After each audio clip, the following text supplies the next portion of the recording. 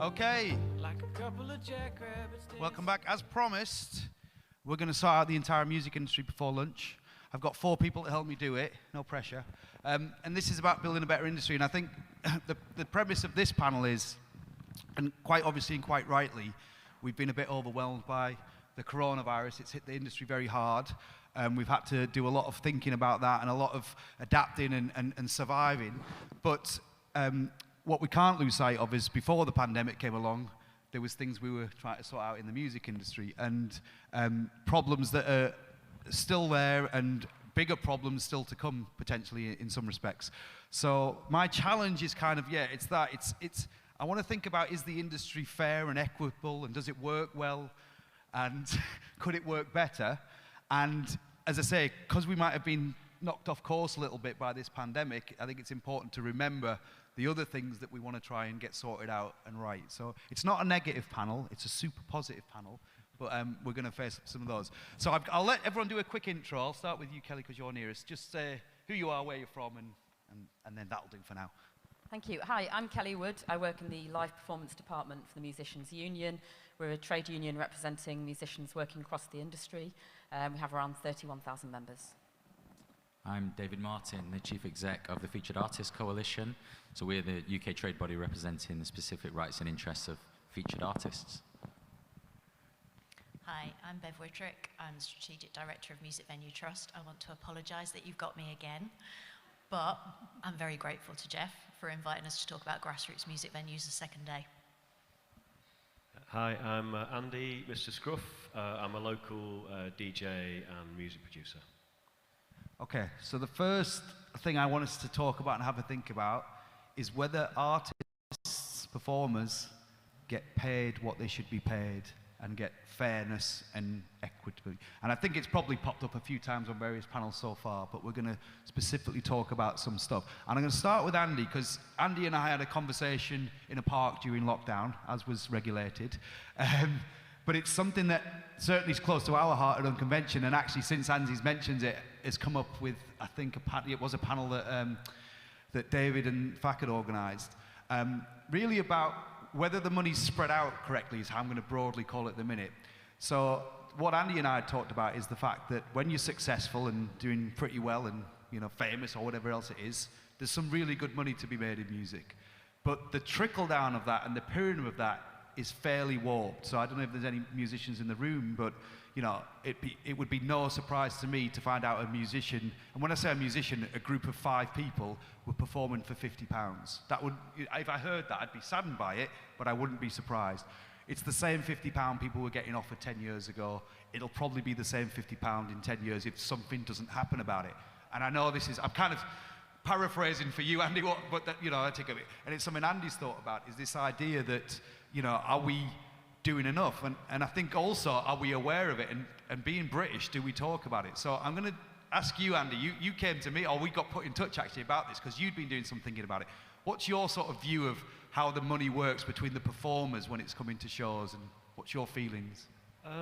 Well, I'd say, I've come to this fairly recently, because for like 15 years I'd play all night. I'd DJ for 6 hours, so this never came into the conversation.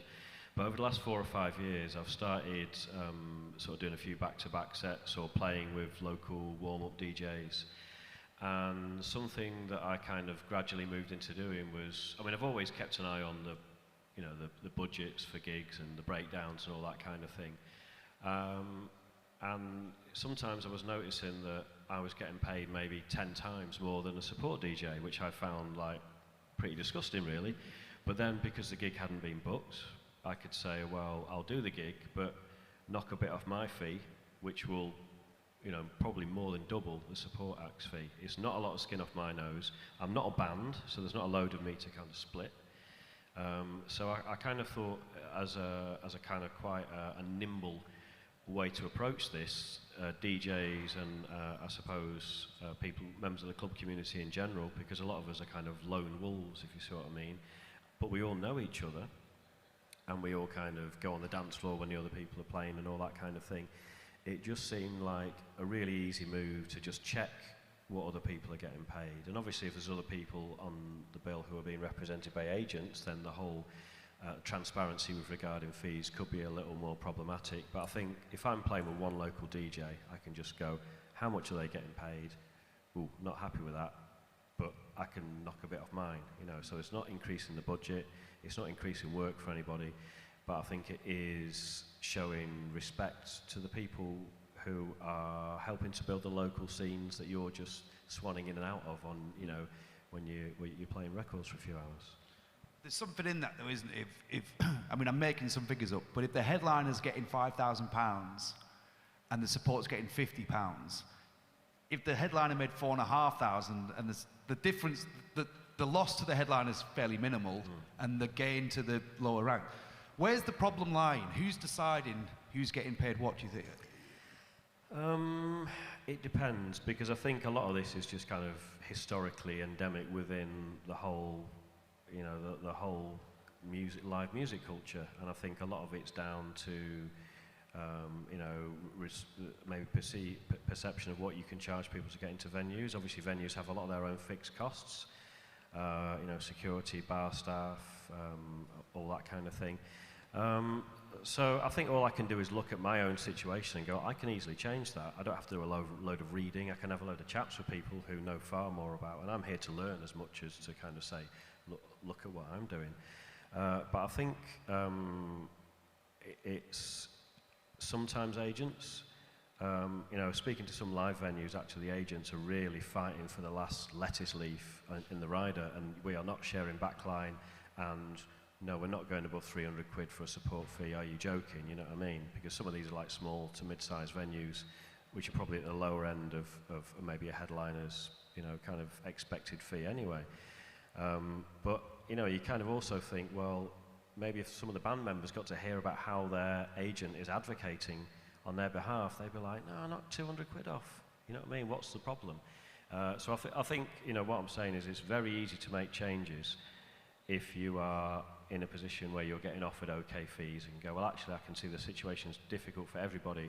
I can take a bit of a cut, and then it's not putting too much stress on anybody else.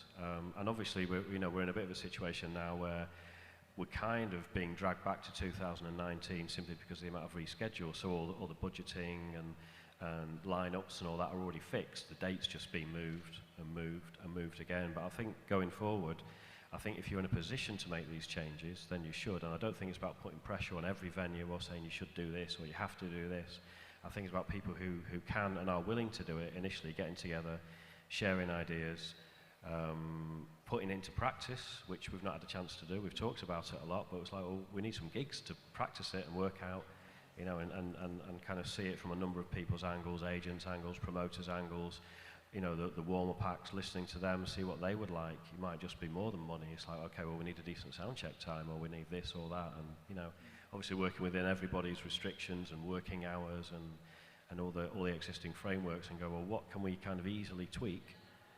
And a lot of it is just tweaking people's perspective, because you mention it to people and they're like, yeah, that's a great idea, I've not thought of it before. I mean, I love it, and I think the way you're coming at it is a very artist perspective, like a philanthropic artist perspective. If a lot of artists probably don't even know what's getting the work taken down, and if they did, they might want to do something about it. I'm going to come to you in a sec, David, because on your panel, Bird, what's Bird's name? Sorry?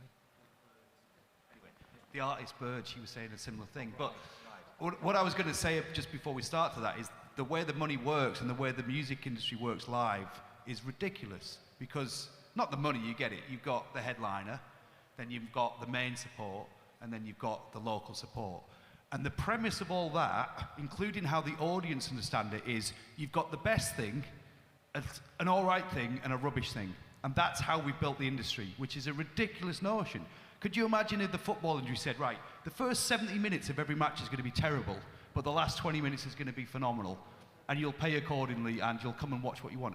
And actually, that's where we're going wrong a little bit as well, in our sort of premise of, well, you're just the support, and then we'll get into, you know, well, it's exposure, and there's a pyramid, and you'll get up. But it's like, but if the first thing is brilliant, and yeah, they're not going to get as much as the headliner, but it's all respectful, and they can make their living, and they can do it more viably, then everyone's winning, you know. And you're still going to need the space for the new artists, but I think that's really interesting. Yeah, what I was going to say is, I don't know if you even saw it yourself, but Featured Artists Coalition did a panel few months after we met, actually, Andy. And Bird, the artist, I can't remember, sorry, Bride, Sarah, Bride, yeah. sorry. Thank you, Sarah. It said a very similar thing. She was down about, and of course, as an artist, you've been the 50 quid act. That's the point, is you're not just some kind of monstrous corporate thing that's at the top going, well, you know, that's the spreadsheet and I don't care. And you know that the 50 quid wasn't enough, but 200 quid would have paid the train fare. It meant that you could warrant the day off works. And actually, everyone's winning in that mentality. But my skepticism, I think, and see what David thinks, is maybe the booking agents don't think about, because it's not their artist, it's not their problem. And you're right, the budget is fixed. There's an amount of money for artists, and the booking agent's going to go, well, this is where we need to make as much. But it's sort of leading a little bit into, David, what you've been doing some work on a kite mark scheme, Yeah. which is, I mean, there's something in the program, the written program about it, but perhaps just talk about some of the reasons why you've been thinking about the relationship between promoters and artists. I think before that, actually, and I've said this on a lot of panels and a lot of times when I've spoken in the past 16 months, I hope that one of the silver linings that's come out of the past 16 months is I think we're communicating across sectors of the industry better. I think that's a really important step. So we are, as the artist body, sitting in the rooms with the venues and sitting in the rooms with the agents, and I think that's really, really important, first of all, because it increases the level of transparency, first of all, and it demonstrates what's happening on the other side of the table. So when that agent if an agent is driving really hard at that headline fee, we can be in that room saying, yeah, but this person can't put food on the table. You know, this support act can't put food on the table. So I'd say that firstly. I'd say that it's quite a complex mixture of things that play into that, sort of supply and demand, and, you know, the numbers of bums on seats and all of those things. So it's quite complicated. And I also think it's really different across genres as well. And I noticed that when I took this job, I come from sort of similar scenes to Andy, and I actually think in that world it's slightly better. I think when you get into the band scenes and breakthrough bands, it's even worse. I think it's decades old when it comes to the sort of fees that band support acts are paid. It's a 1980s model that we're looking at still. I think it's horrendous. So I think that, first of all, that transparency and that communication, I really hope that continues beyond the pandemic. We've had to work together. There has been some good stuff that comes out, but we are more transparent as a result of it. Let's continue that, because I think that's important to it. But yeah, we published an FAC kite mark, the first one recently, focused on independent promoters and grassroots artists. And it's really simple. It's almost, I mean, we could have just written one page that said, just don't be an idiot. Don't be idiots to each other. You know, there are 4 criteria in it, which are about fair remuneration, good communication, fair hospitality and organisation, and a safe space with zero harassment. It's very, very simple steps to take. And behind that, there is an artist guide saying, this is what you can expect, this is what you might want to think about, and be a good artist as well. And I think that's the other thing. We've all got to be, the world that sort of Kelly and Bev and I sit in on the trade body side is, we can all be quite defensive of our cohorts. And I think we have to be a bit honest as well, that sometimes we need to say, well, we need to be better players in this as well. And so I think all of that communication, all that transparency is really important. And so in the kite mark, we have 4 criteria, and we have an artist guide to being a good partner to promoters as well. And I think there's some quite simple things in that. I mean, when we first started working on that, I was really shocked at support fees for bands. It blew my mind, and it's great that Andy's able to be in that position to say, this is not right. I'm in a position to do something. One person, as he says, rather than a band plus, you know, extra crew, which makes it slightly simpler. But I think a bit more of that would be really helpful. I think that's really useful, and I just think a bit more awareness of how everything fits together is going to be helpful for people. So I think that communication is really useful. There's a couple of things you mentioned there. Part of the problem is a supply problem. So the support fee goes lower because anyone's prepared to undercut the next. But, you know, so there's a little bit of a unionization idea where we go, well, no, if we're going to like say that this is an amount. But I think we talked about that as well, Andy, is that might be a problem. Someone goes, well, I'll do it for 50 quid because I want to do it. I think there's 2 things about the band versus the DJ thing. Is the scary economics of a band is the more members you have, the less money everyone's getting. A 4-piece band will make a quarter of a DJ. And the fees are never going to replicate that. I know, I think you can have member rates. We'd like everyone to get paid an amount, but generally the fee covers the art, the thing, and the thing gets divided. So that's problematic in that respect. But back to Andy, I think it's almost like the artist has to be proactive in saying, I want the support fee for my gigs to be this amount of money. And that's a red line, that's it. That's what it is. And the artist can't bicker it down. Even if they wanted to, we can't have someone come along and go, oh, well, we'll do it for less. And it needs to be somehow set, possibly by the artists and in relationship with their management or booking agents, for those who sort of subscribe to this idea. Do you think that's possible, Andy? I think at this point, I think we're all in a situation where we could kind of look at it on a gig-by-gig basis and just go, okay, well, you know, because bands, you know, I suppose if a band's on tour, they might be playing with separate local support acts in every venue, or they might have a touring support band. I suppose if they have a touring support band, it's much easier to put in measures like, well, we will tour as a package, and we'll take the whole budget, and then we will divide that up in a fair manner. That makes the maths a lot simpler for everybody. Yeah, I just think we're very much at the kind of, you know, putting it into practice, and it's the practice that's important.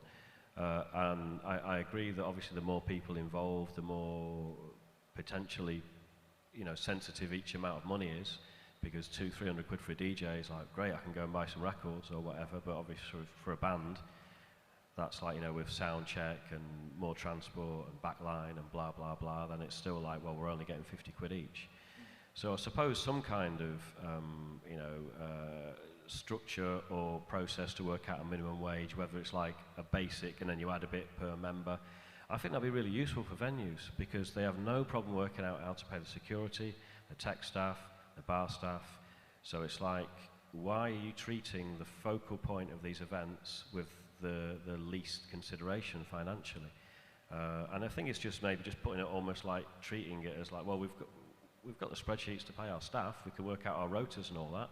So let's just put, you know, even if it's just work out how much are these band members getting paid an hour, you know, including transport, including sound check, including maybe a bit of time for doing social media, because bands are their own promoters these days as well. Bev, you were gonna? Yeah, venues don't set the fees, that's the agent's job. And I think it's a structural thing in the industry, because an agent's job is to get the best fee for the artists they represent. So their job is to negotiate for their headline artist to have the best fee. They're not that interested at who's lower down the bill, because they represent the artist for whom they're booking the fee. And they don't have much of a discussion with the venue about how much the various acts get paid, because it's like, would you like this tour? Yes, okay, well, we'll bring a second support artist, can you find a local support? And then they'll say, okay, the budget for the local support is 50 quid quite often, which has been the same for 20 years, but also the agent will say, I think this show should be a 6 quid ticket. Even if the venue says, well, I think that the local audience will pay 10.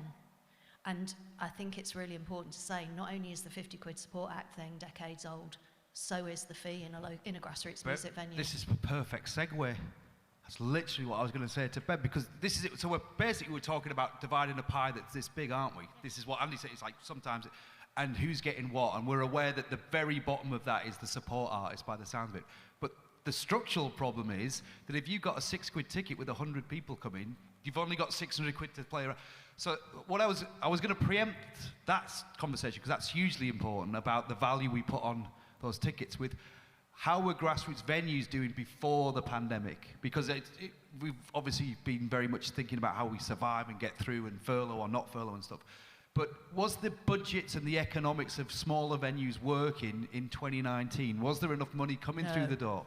So I guess what Andy's pointed out, which is a real problem for the artist, is a consequence of the problem we have for people just paying to go to see some kinds of shows.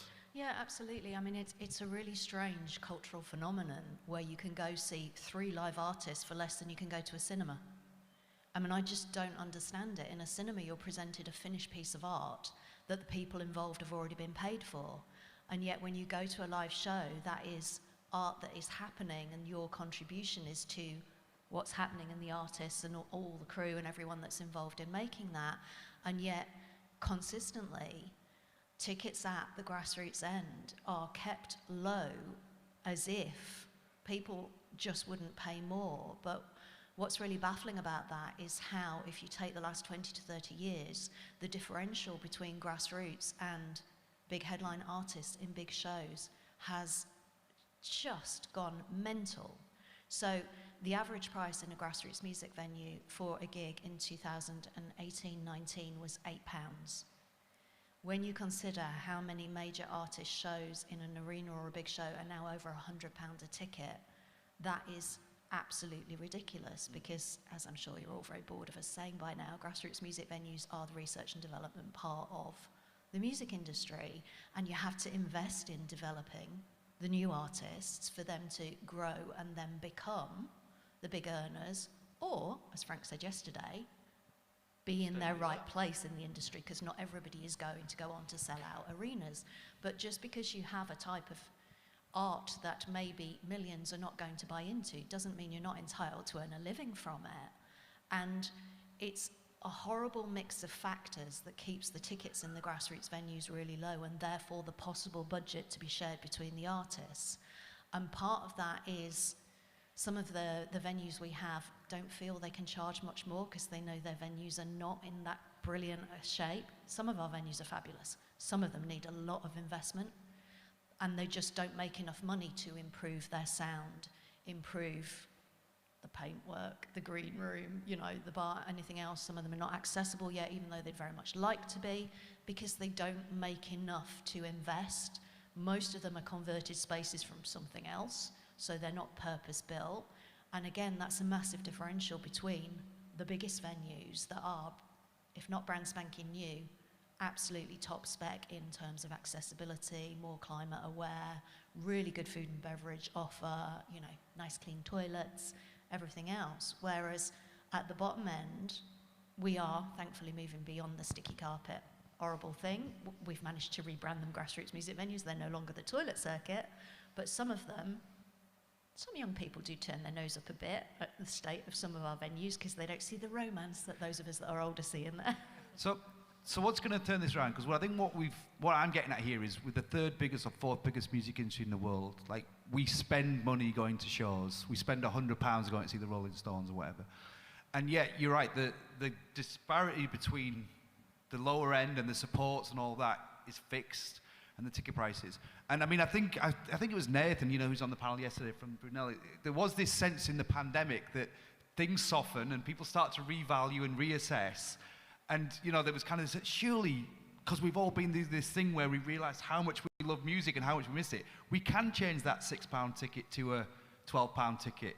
Because really, in everyone's pocket in 2021, I know there's a recession and, you know, I'm not just being churlish, but people can pay £12 to see something. They've got the cinema and it's 15 quid a Premiership football match. So it's not, we're not at a ridiculous level. I feel we're undervaluing, you know, do we think that's realistic? Do we think that maybe it's not overnight, but that £6, £8 can become £12, which is a 40–50% rise, which would then start to mean that the 50 quid, even within the pie, could be 200 quid.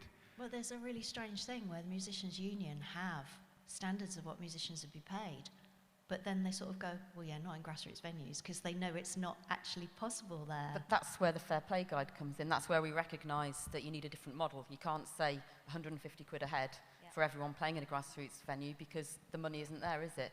And I think it's all got to be proportionate, hasn't it? And to go back to Andy's original point, we had a similar situation a few years ago brought to us by session players and MDs who were putting together bands for, you know, really big, high-profile artists, and they were getting really frustrated because the same fees would be given to these session players brought into big featured artist bands, as, you know, they were getting paid the same in an arena as they had in a really small venue with that artist. And so the MDs were upset. MDs are musicians themselves, and they're going, I feel really awful paying 100 quid a head or whatever for people in arenas. These are absolute top session players, and they're being paid tiny fees. It's very similar to the support fee thing. And so we put together some rates that are proportionate. So they're saying, if you're playing as a session musician in one of these kind of bands in a small venue, this is the kind of fee, and that goes up so that when you get to like the big arenas and stadiums, the fee's a lot higher because the money's there, isn't it? And so I think it's always got to be proportionate to the situation. Your point to Kelly was exactly it, is Kelly acknowledges, and then you have to acknowledge that there just isn't enough money at that end. And what we're saying is, and that's where Andy's problem comes in, is we need to make the pie we bigger. need to say to the public, this costs more than this. And I was going to also finish with you just quickly, Bev, about, because the good news, I guess, is that through whatever circumstances, a lot of money has come into grassroots venue. You just had is it another £1 million from the lottery or something? Exactly. It's a very exciting week for us. So this is brilliant, but that's not sustainable. They're not going to give you, potentially not going to get millions of pounds every year. We need to turn the game, don't we? We need to stop it being, because we're not a charity, as in the grassroots. It's valuable. It's hugely valuable. We know it's valuable. The fans know it's valuable. The audience is valuable. I don't know if you've got any research whether you dip the toe in and say, well, if it was 70%, 40% more for a ticket, how would that really work? But it feels like now would be the time to get that happening. Yeah, because absolutely. otherwise we're just back to 2019. Once we've got through this, we're back to holding on to our fingertips month by month. You know, the Adelphi and Hull still trying to claw together the mortgage every month, while Andy's rightly saying, well, why is the guy who's playing before me only getting 50 quid? So I think we've got a real fundamental problem of getting money to the bottom, and we have no problem whatsoever getting money to the top. No, well, I was just thinking as you were talking at the beginning, Ben Folds has got a song called Free Coffee, which actually sums it up really, really well about, you know, now he's famous, everybody offers him a free coffee. When he actually needed the free coffee, nobody offered him it. Yeah. And I think it's really illustrative of the situation for developing artists, that actually they could really do with the breaks, but of course they are the ones on the tiny budgets. And absolutely, we need to make the pie bigger at the bottom end, because if you invest... I once had a really strange meeting with somebody who was working on becoming an MP. I don't know if he ever did, but he was saying to me he didn't understand why in the tech industry all of the possible investment was for new ideas, for, you know, the very early stage development of things. Yet in the creative industries, you had to achieve a certain amount of success before anyone would invest in your career development. And why was there that huge differential? And I think it'd be a really interesting question for the Department of Culture, Media, or Department of Digital Culture, Media and Sport, because it both falls within their purview, but it's absolutely true. You have to make it on your own to a certain extent before you get signed, before you get label investment, before you get an agent, before you get people working for you. And yet in other parts of society, the seed money is there to do that initial development. And that's another, I mean, we haven't got to this bit yet, but that's a problem with, therefore, people from certain backgrounds are excluded, for example. So really, what can we actually do? I'm going to wrap up on this particular point, but I think Andy's idea is possibly one of the bigger answers, in the sense of the booking agents. I'm not knocking the booking agents. Their job is, you know, to make the money for the artists, but the artists possibly have the power to say to their fans, this stuff is worth more. This is worth more than £6. You know it's worth more than £6. We need to break that, jump that sort of. And then also, like we said, within that system, once the pie's bigger, to say, well, yeah, I know that, you know, I'm the headline artist, but I also understand that the economics of this is horrific. And when the economics is excluding people who can't afford to live for 3 years on 50 quid 2 nights a week, and that's bad. So we need the public to be on our side. I think the public are on our side. Do you see what I'm getting at? I think the public, especially coming from the artist voice, like Andy, would be pretty malleable to that. I think, I could be wrong. Right, so all we've got to do now is get all the artists in the world to get everyone to pay £12 to come and see small gigs. Yeah? First thing done, brilliant. You'll have Chris Martin's number, do you, Kelly? I'm sure we have. But just to be fair, can we just come back on that point? I think artists are getting really good, actually, at stepping up to a cause. And, you know, it's great to hear what Andy's saying. It shouldn't really come down to a headline artist to have to do that, but it's great. And I think it's like what Ed O'Brien was saying yesterday about, you know, the streaming inquiry, and saying that he's done well, he's all right, but actually you have to look at the next generation and you have to call it out. And you've got artists doing it all across the industry, artists talking, you know, they want to know about a lineup before they commit to it to make sure it's diverse. So I think it is, you know, artists are getting really good at doing it, and I think the streaming inquiry has as well brought fans into the mix as well. Fans are interested in what's going on behind the scenes. A lot of fans didn't know where the money goes from their streaming subscriptions, and I think if, you know, where they do understand that things aren't fair, they're interested, so maybe that's a good point to use in trying to drive up ticket prices. and brings me on to our next point, actually, because what I started premise this panel on, you know, let's not forget about everything else because of the pandemic, but one of the things that has been a big story during the pandemic has been the streaming inquiry, which, if you haven't followed it, basically, I think it was already ongoing, wasn't it, but it got real sort of shot in the arm because everyone stopped touring, and it really put the spotlight on the fact that the money coming in from, you know, the streaming platforms and Spotify and YouTube wasn't working. We knew it wasn't working, but we got this spotlight. Because you're you're all probably in different ways affected by it, but what's the latest with that? I think AIM did some research recently, didn't they, about switching from a pro rata to a user-centric, but can you sum up for us, simply what the problem is? Some of how the whole of the recorded music industry works. Yeah. How long? Because the politicians got told, but we don't know. Well, I mean, it is an incredibly complex. So the streaming ecosystem is incredibly complex. I mean, I suppose the conversation. So the AIM model was called the artist growth model, which you're talking about. I suppose it is very complex. So I'm trying to work out how. The conversation right now, I think, is with the inquiry. It's been a very long government inquiry. I think 9 hearings there were, which is a lot, which demonstrates the complexity of it. And right now, I think all the pieces are being thrown up in the air. But I think it's from the outside, I think it is incredibly difficult to understand how the pieces all fit together. The report hasn't come out yet. I believe it's imminent, but I think it hasn't come out yet because even for the politicians who sat through those, it's an incredibly complex thing to understand. But you know, the first thing from our perspective to say is that streaming's been incredibly helpful for the music industry, and it has brought it back to growth, and we're supportive of it. But things can always improve, and I would say, the FAC would say that the problem isn't streaming per se, but the problem is that streaming is built on a decades-old model. It's built on the old recording industry. So it's built on outdated models about breakage of physical product. It's built on outdated models that the artist will get this percentage in their contract because the label has to take on the risk of distribution and pressing and promotion and all of those things. And it's built on this idea that we will take a big risk on you. We will pay you this advance on that risk, and you might never pay off that, but you'll get it, and then if the record does well, you might get some royalties out the back of it. If it doesn't do well, when you keep your advance, the record goes off the shelves, and that's it after 5 years. Streaming has changed all of that because of the stuff is available in perpetuity. So that issue with advances sort of falls away. So record labels are taking money 20, 30, 40, 50, 60 years after records were released. And two things, I suppose. That advance for us, is an issue.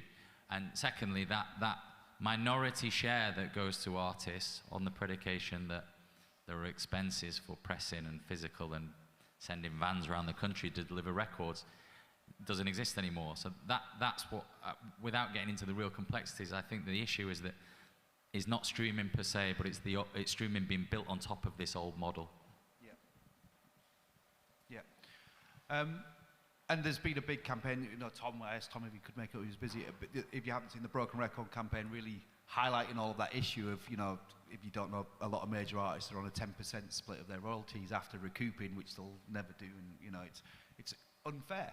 It sounds fundamentally unfair to the artists. It is. Look, not the streaming, the deals. Exactly that. I mean, look, 2 weeks ago, I think 2 weeks ago today, I think it was, Sony announced that they are going to write off unrecouped balances. I mean, it's relatively complex, but they're first of the major labels to do that. Write off unrecouped balances that for contracts that were signed pre-2001 or 2000. They're the first of the major labels to do that. That means that those artists that are locked into those contracts who have not been seeing anything from streaming will now get something from streaming. We think that's a major step, and to be commended. It's not gone far enough yet, and the other majors haven't followed, and there are big independents that aren't doing that yet. But writing off unrecouped balances after a certain amount of time is really, you know, there are very few loans which you're held to from what you know, your mortgage maybe, but beyond that, there are very few loans which you're held to forever. There are very few business contracts which you're held to forever throughout your career. So that Sony step was a big thing. There was a long way to go, but I think they've recognized that because of the inquiry, because of the public being aware of it, because of how loud the issue has become, I think they've recognized that this is now unsustainable. So there's a long way to go, but that was one big step. So actually, it feels like we are making progress on that one. I think that's a huge despite the thing. pandemic, we are actually, Yeah. and it's higher profile, and we've had the letters written, and like you've said, Sony have made some actual proper moves. Yeah. We've got some ideas for we need to get more money at the bottom. My third big issue we need to discuss, which we might be a bit more baffling, I'm going to throw Kelly in at the deep end on, is Brexit. So when we spoke last year, we did our State of the Nation panel. I think Paul said, oh, coronavirus could be a bit of a worry, but we'll worry about that. We'll cross that bridge when we get to it. But the thing that was looming was Brexit. And we're not going to get into the politics of whether you think Europe's this, that, and the other, but fundamentally Brexit is and will impact our industry very substantially. Kelly, I've lost track. What's the latest with Brexit? We were trying to, come out of the EU and have some things in place because we live in an industry, we work in an industry where moving people around is pretty fundamental. And not just for the touring musicians, I'm going to come to Bev as well, and grassroots venues. Like, we don't need to, but we want to have people coming from different places and playing in our country, and Brexit is obviously a big potential issue to that. Where are we at? What's the latest on Brexit from the music? It's still a mess, to be honest. So we're now in a position where, because we didn't get the deal that we needed, and we have different situations for every country in the EU. So we're at the point now where our members are coming to us because they're starting to get offers of work coming out of COVID, and they're saying, can I go and work in France? Can I do this? Can I do these dates? And so you have to look at each territory, what it means. And it's just been left very messy. There's a lot more around it, things that you have to do that you didn't have to do before. You have to get carnets for your equipment. The UK government tell us, okay, if you're just taking portable equipment, you won't necessarily need a carnet. We can say that, but then we don't know what people are going to be met with when they go to different countries, because it's all so new. It hasn't been tried and tested. So people are losing confidence. I think, bookers in the EU are losing confidence because they don't know if people are going to be able to get there. And so all those little bits of work that people used to do as part of an artist's career, it's very easy, wasn't it, to hop across to Paris or wherever and do a gig. And even if you only made a couple £100, it was, that's good enough for a lot of people. All that's gone because the level of administration and bureaucracy and work permits and unknown, there's a lot of uncertainty still. We're not moving forward. We're still in the same position we're in really at the beginning of the year. And we need to keep the pressure on government because something has to happen soon. Well, it seems, doesn't it, that the virus has actually really embedded this problem, because if we'd have been actively touring when this happened, the urgency to resolve it would have been paramount, to us at least. I think we're all fully aware that the music industry's about there on the priorities of the government sometimes. But I think that's it, is we've just had to, we've not been moving anything forward because we can't book anything, and therefore it's kind of just gone to the bottom of a sort of pile. What does need to happen? Sorry, you could I was just going to butt in. We launched Let the Music Move 2 weeks ago, the FAC and the MMF, because exactly as Kelly says, we have seen absolutely no progress. I don't really mind being very honest about this. We effectively kicked off in January when we found out the state that we found ourselves in following the Trade and Cooperation Agreement. The industry had been left with a no deal. We started to engage with government then and have been in all the working groups, and I've gone on record saying this, so I don't mind saying it again. There has been zero progress. There is an absolute unwillingness to tackle the problem from government, and I have said this to them, so I don't mind being very open about it. There is a rather pathetic game playing out politically, which we're all collateral damage of in our industry. It's incredibly complex, but to put it into perspective, our campaign had 4 asks, one around visas and permits, one around haulage, because it's a huge problem, one around a transitional support package to mitigate those problems in the short term while we deal with the longer term solutions. And the other one was about inbound, so artists coming into the UK to perform. Now, that 4th one is a really good indicator of how much, or how little, should I say, government are They keep talking about straining every sinew, and Boris keeps talking about David Frost being in charge of this, and David Frost keeps talking about DCMS dealing with it. That fourth issue really indicates how much they really give a shit, because basically that is completely within the UK government's gift. They can write that guidance, they can write that legislation without the need for any input from any member state, and they haven't fixed it. So that demonstrates how little they are paying heed to the impact of this situation on our industry, and how much they are supporting our industry. And Andy particularly will know this. I know he travels a lot, and touring Europe is absolutely fundamental. It's absolutely fundamental to probably 50+% of your members, 50% plus of your members. It's where you go and build careers. It's where you go and build audiences. It's where you go and do that tour and happen to get that festival gig, which gets you the finances, get you through that year, where you get that TV appearance. It's where you go and build your audience that listens to your music and streaming. It's absolutely fundamental, and right now we've been hung out to dry on it, quite frankly. So that's not the positive answer you wanted, is it? No, well, I wasn't expecting a positive answer. What I was trying to think is, have we got a plan of what we can do that's got nothing to do with the government? And I don't know that we have, but this is it. I'm not particularly optimistic that the government's going to suddenly go, all right, we've come up with a lot of ideas and here it is.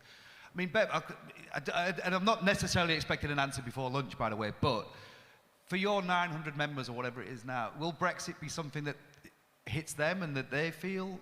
Yeah, absolutely, because I can go back to my word of the day yesterday, ecosystem. I mean, not only is touring Europe really important economically, but it's also about developing artists, because this idea of global Britain is a really interesting one when you consider that most artists won't get to tour beyond Europe until they have toured in Europe. If you apply for an American visa to go and tour in the US, they will want to see that you've toured in Europe.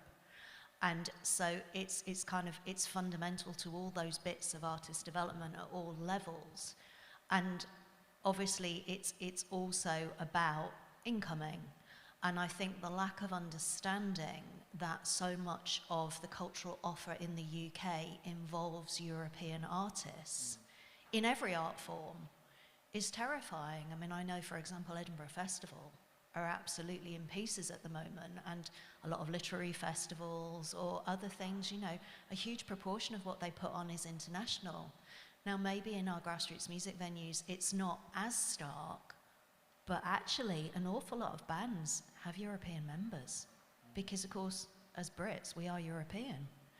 And so the idea that, you know, the people that happen to live outside the UK might be part of that British band as well is a really interesting one. And this actually came up when artists were being supportive. I remember Coldplay wanted to do something, but the 4 members were in 4 different countries. Because lots and lots of creatives don't live in the UK, even if they're still British. And back to where we started before about how much we put a value on grassroots music, I'm pretty sure that Europe's got a much higher, like I know bands who go to Europe and get on a €20 ticket. Yeah. You know, and they're playing 300, 400 miles from where they're from and getting paid 2x, 3 times as much money. So, yeah, you know, I know we're different people, yeah, but you know, but people are prepared to pay €20 for a ticket to see a new band that's come over, and we don't really reciprocate that either. I mean, I've certainly had bands come over from France, and they're getting the 50 quid, and that's not even paying one travel lodge room. European bands want to play early in their career in the UK for the prestige of playing in the UK. It's that historical reputation that the UK has as a world leader in music. And of course, the ultimate fear of the impact of Brexit, I think on all culture, is losing that footing. I mean, I spend a lot of time not in the UK, and I spend a lot of time with other Europeans in conversation, both professionally and personally, and I genuinely believe that what is not understood by this government is that to most Europeans, what defines Britain is our culture. It's our actors and our writers and our musicians, and you know, that is what is British. And it's heartrending to me to see so many obstacles put in the way of that continuing to be brand Britain, sorry, horrible phrase, but abroad, because it would have been so easy to facilitate that to continue. And yet it just appears that it wasn't considered important. But of course, the cultural exchange that has shaped British culture and also, you know, enabled British culture to be a world influencer is massively impacted by Brexit, not just in Europe, but beyond.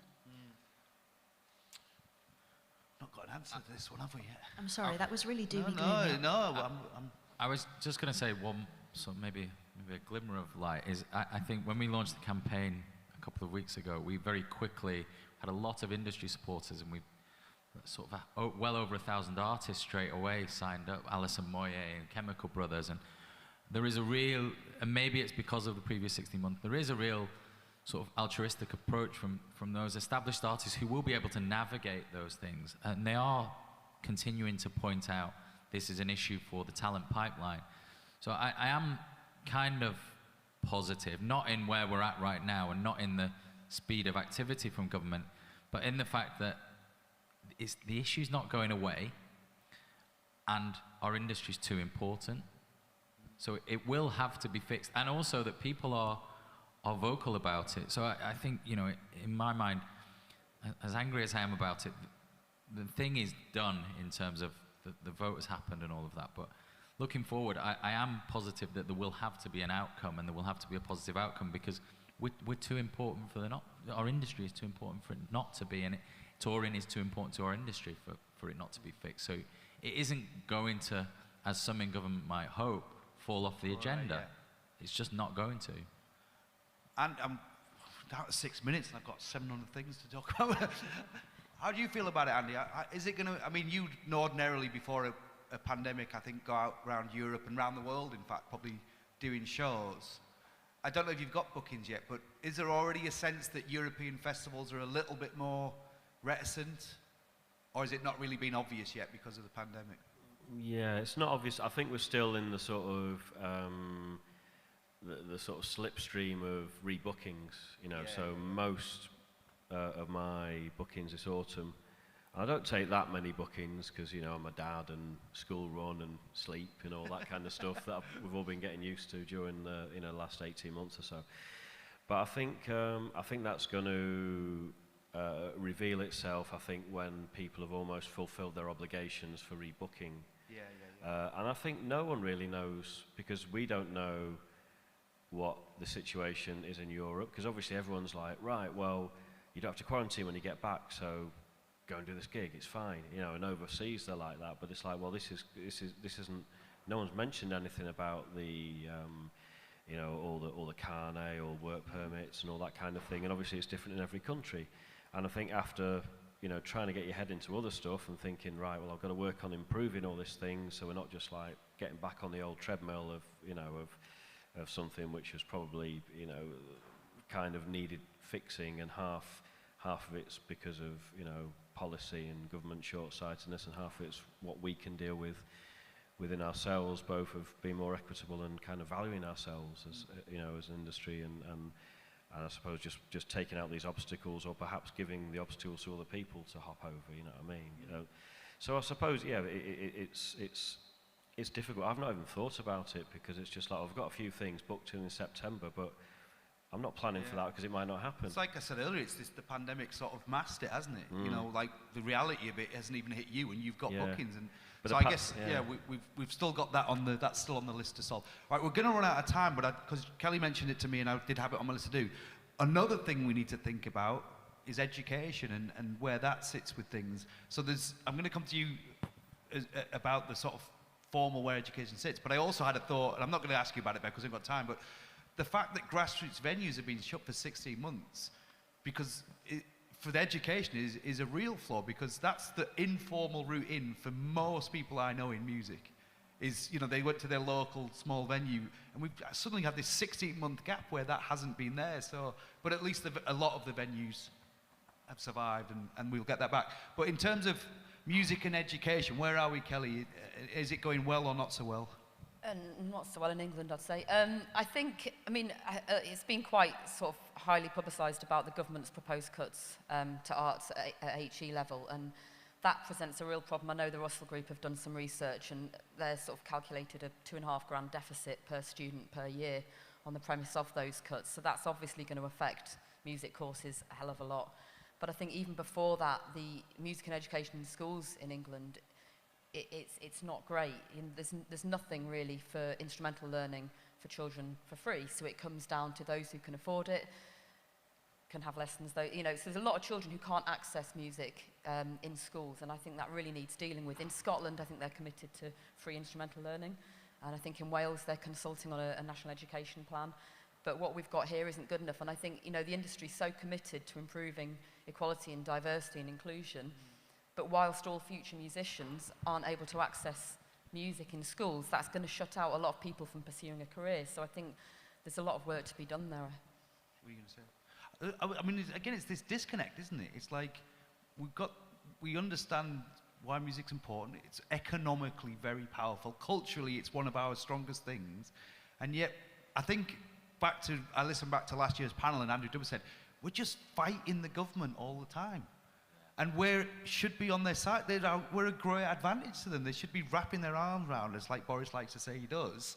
Like he says he does to the NHS. Let's not get into that. But it doesn't really add up. And we're going to run out of time, but maybe as we wrap, I don't want to wrap up on a negative, because I was going to say, why do you think we're so low down people's priorities? So, because there's 2 minutes left, I'm not going to do that. Why do you think the government doesn't like us so much? But let's finish on a positive, right? So, not everything's perfect. I think one thing that's come out is communication between sectors and between levels of the industry is so much better than it was 4 or 5 years ago. But we've got artists doing petitions, we've got artists who care enough to think about it. We want more transparency, we want to know who's getting paid what, or some of us do, and we are making some progress on streaming and the way that labels used to work, and we didn't like it, and we're really putting pressure on them. All right, so one practical thing we can all do to make the world a little bit better of music. I'll start with you, Kelly. Sorry, you're nearest. Not much time to think about that. I think it's just speaking out, isn't it? I know everyone's sick of petitions, and I know everyone's sick of being told to lobby their MP, but I think it's the only thing we can do is to keep educating people. For artists, educate their audience about what's going on. I think the last year has really proved that there's a really strong link between politics and music, whether you like to admit that or not. I know a lot of high-profile musicians and other celebrities get shouted down for being political, but I think if you look at everything that's going on, there's such a strong link, and in order to affect a change, you have to hit those people and try and influence them. Yeah, I think for me it's communicate, community, and share. I think we're much stronger together, and I think the last 16 months has shown that. And I know it sounds a bit cheesy, but No, it's lovely. It's not really a different thing to say, it's just agreeing with these two. Surprise, surprise. We set up a music venue trust activist group specifically to teach people how to communicate with MPs about issues. Because actually, if you tell your MP something, they have a duty to do something with that information. And of course, most people don't really know how to do that. So if people are passionate about music, which certainly our sector has seen a hell of a lot of support, and it's been wonderful, the thing is now, we're not always asking you for money, sometimes we're asking you for your voices. So it is about trying to catalyse people to do something, not just put their hands in the pocket. Yeah, I'm in complete agreement with all that. I think it's listening is really important. I've kind of discovered this because everyone comes in with their own, we've been doing this, we've been doing that. For me, I've had like this vague idea, and I've had a bit of a kind of dabble. But I think listening to all these, sort of very organised groups of people, and then more kind of loose community people, and everyone brings their own experience, whether it's as practitioners or more kind of from an admin and more kind of politically, and I suppose in terms of, sort of a spreadsheety point of view. And all these points of view are really important, because I think we all need to know what each other's doing, so we're not repeating each other's work or going over old ground.